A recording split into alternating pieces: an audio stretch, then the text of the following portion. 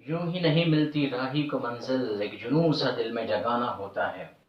पूछा चिड़िया से कैसे बना आशियाना, बोली भरनी पड़ती है उड़ान बार बार, तिनका उठाना होता है। इसी जोश के साथ मैं शैलेंद्र आपका स्वागत करता हूं आपके अपने फिजिक्स चैनल्स में, द भौतिक लवर्स में। दोस्तों, ये दूसरा वीडियो है इनफाइनाइट ग्रिड के सीरीज का। जिन लोगों ने वो वीडियो नहीं देखा होगा, कृपया वो वीडियो पहले देख लें, उसी का अगला पार्ट ये है। सवाल पे आता हूं। आज का जो हमारा सवाल है वो है इक्विवेलेंट रेजिस्टेंस इन ग्रिड का कंटिन्यूएशन का। फिर से वही सब कुछ है कि आपको एक ग्रिड दी हुई है, इनफाइनाइट ग्रिड, हर तरफ से अनंत है, और आपको इक्विवेलेंट रेजिस्टेंस ढूंढना है ए और सी इन दो पॉइंट्स के बीच का। पिछले वाले एग्जांपल में ए और बी, मतलब ये वाला पॉइंट, इनके बीच का देखना था। कैसे किया जाता है? करने का तरीका हमारा जो होता है वो है सुपरपोजिशन प्रिंसिपल वाला। आपको मैं रिकॉल करा दूं, याद करा दूं कि हम लोगों ने कुछ स्टेप्स की थी, और इन स्टेप्स की मदद से हम लोगों को बहुत आसान हो गया था सॉल्व करना। स्टेप्स क्या थी, एक बार देख लेते हैं। मान लीजिए ये है आपकी इनफाइनाइट ग्रिड, ठीक है। जैसे ये दिया हुआ है, यहाँ यहाँ यहाँ से आगे ये चीजें बढ़ते जाएंगी, यहाँ से भी ये चीजें बढ़ते जाएंगी।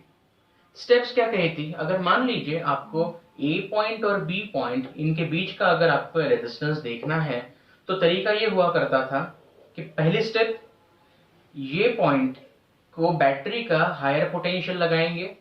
बैटरी का जो लोअर पोटेंशियल वाला पार्ट होगा वो कहाँ जाएगा? अनंत दूरी पे। जी बिल्कुल सही कहा।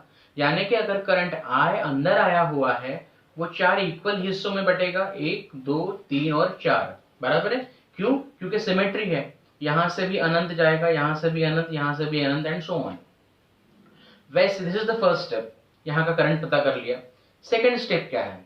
सेकेंड स्टेप है, अब क्योंकि करंट यहां से यहां जाने वाला है, हम लोगों ने असम्पशन ये रखा है, तो अगली बार सेकेंड स्टेप में हम लोग बैटरी का जो निगेटिव है वो इसे कनेक्ट करेंगे, और बैटरी का पॉजिटिव कहाँ जाएगा?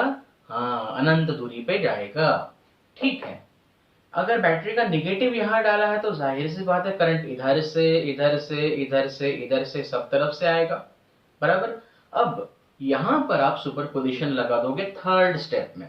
थर्ड स्टेप में क्या करते हैं हम लोग?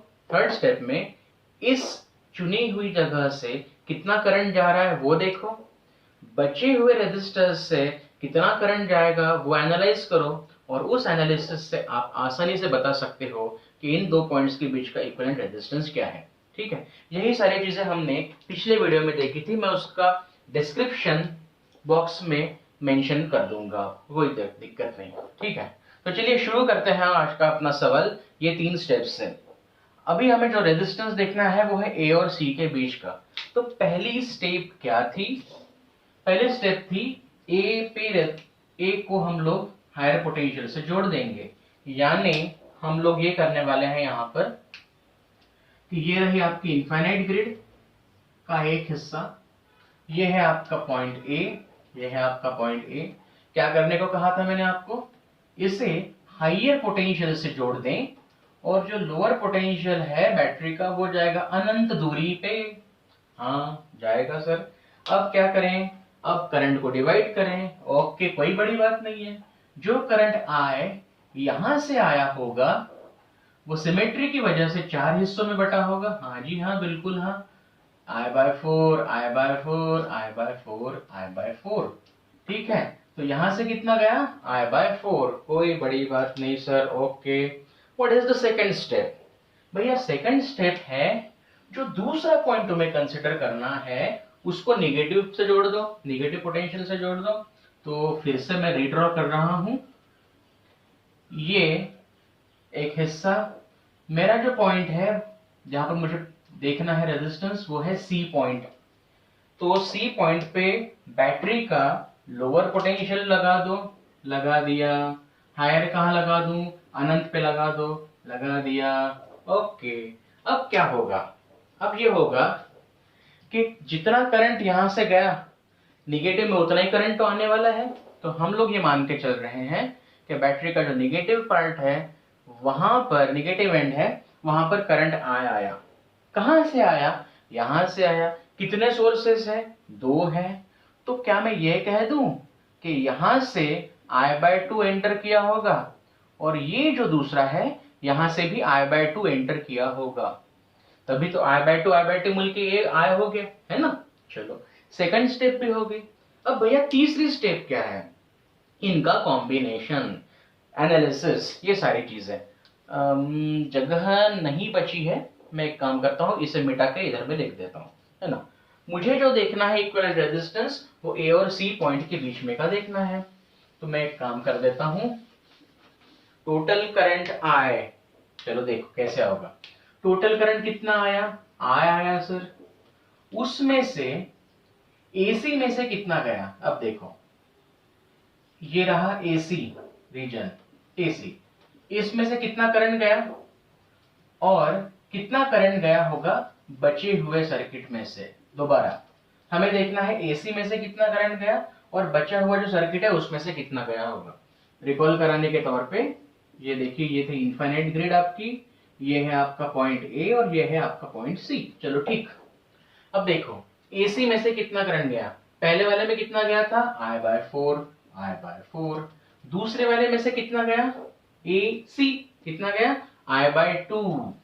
I/2, यानी टोटल कितना हुआ रे, I/4 plus I/2 will be 3I/4, इतना गया।